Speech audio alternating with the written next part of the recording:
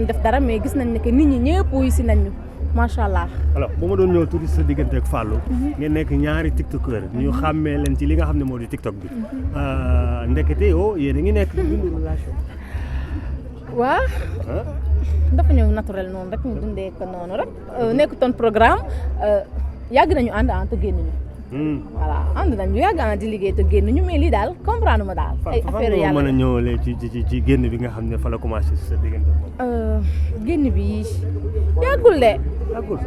liggéey nañ 1 an te génnuñu man ak moom may xam ay gelam mu ngi xam samay fan. mais naka la ngeen def ba jékki-jékki commencé nekk. moom daal loolu ma tuuti sa diggante ak moom daal non. Sénégalais yi nee na da nga leen doon nax. non affaire bi daal dafa ñëw naturel ñu toog un jour rek genre ñuy waxtaan rek ay sentiments commencé dugg si moom mais pas man si moom moo ko njëkkee nag. parce que yow yaa ko njëkkee sérieux bu nekkoon man maa ko njëkkee dafa koy wax mais moom moo ko njëkkee. après ma bañ muy wax may bañ xam nga rek ak jigéen. après daal. après mu ne dootoo tourné. non. absence bi nga xam ne tongo ko kenn gisatul la nga tourné fan nga nekkoon wala Fallou moo la teewoon. non boobu dama nekkoon ci ay yeneen affaire après ma bàyyi mu doxal ak ñeneen mais après moom genre mu tourné ak man moom lay gën a sentir ne que mu tourné ak ñeneen après ñu ma ñëwaat ñu continué waat mais jotewuñu woon dara. mais naka ngay dundee tiktokeur yi nga xam ne ñoo fi jàll yàggul dara ci seen i coow ci ñi nga xam ne dañoo marié ku ci mel ni Fallou Binta ak ki nga xam ne moo di Fatou Ndiaye barki Demba Ndiaye ñu gis ay coow yu bëri daj yéen ñaar ngeen war a marié wu tey est-ce que tey yéen a ngi xaarandi yenn retouches yi nga xam ne sénégalais yi dana am ci seen diggante. waaw genre ma leen di masawu muy Fatou muy bébé Binta si coow yi leen dal voilà parce que ndaw moom boo nekkee ci programme wala nga nekk si sa xew bëggoo mu am benn coow bu négatif mais jaam ak pexe gi yàlla ak dogalam ma leen ciy masawu di wax ne que genre ñun moom peut-être doomu ne dinañu dal mën nañu dal nag comme ni mu leen dalee mais parce que dañuy éviter lu bëri voilà bu nekkee looy dund ak sa copain dañ koy poster rek chaque jour da ngay nekk ci coow am na yu bëri dañ koy éviter duñ ko dugal voilà parce que man Fallou nekk nañ génn nañ 1 an te nit ñi xamuñu ko woon ñu bëri xamuñu ko woon mosuñu ko posté mosuñu ko wone voilà mais après instant yi moom sëy nañ nag bu ñu neexee mën nañ posté lu ñu neexee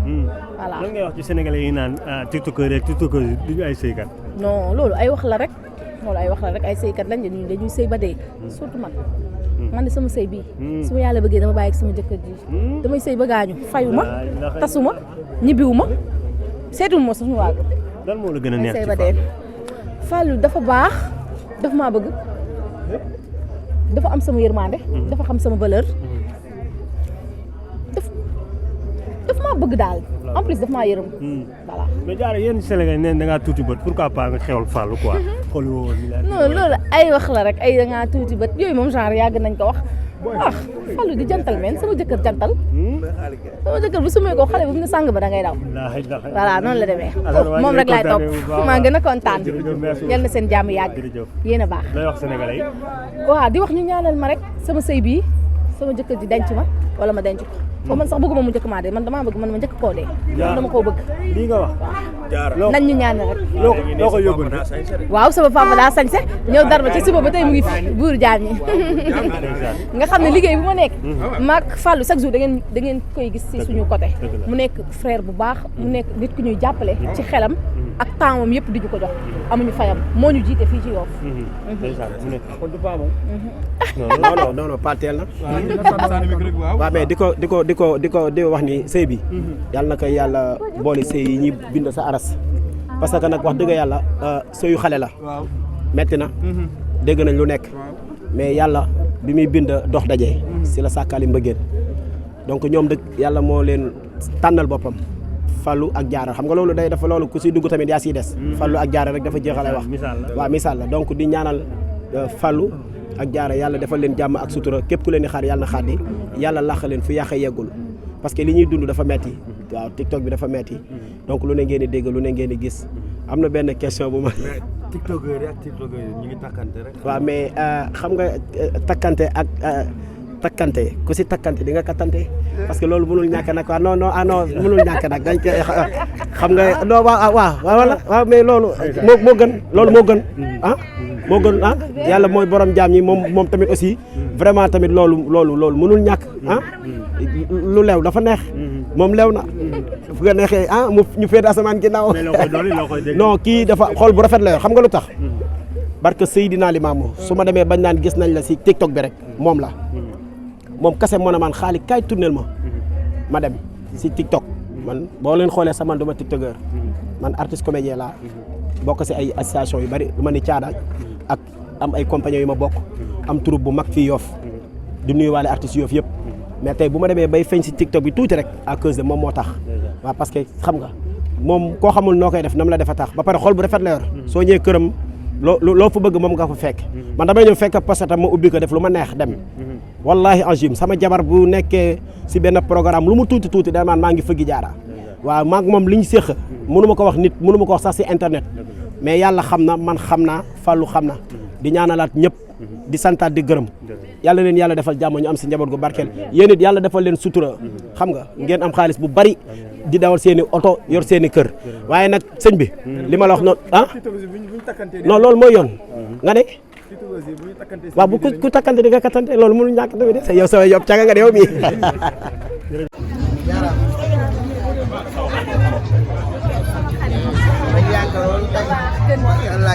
Salam si yow. Merci.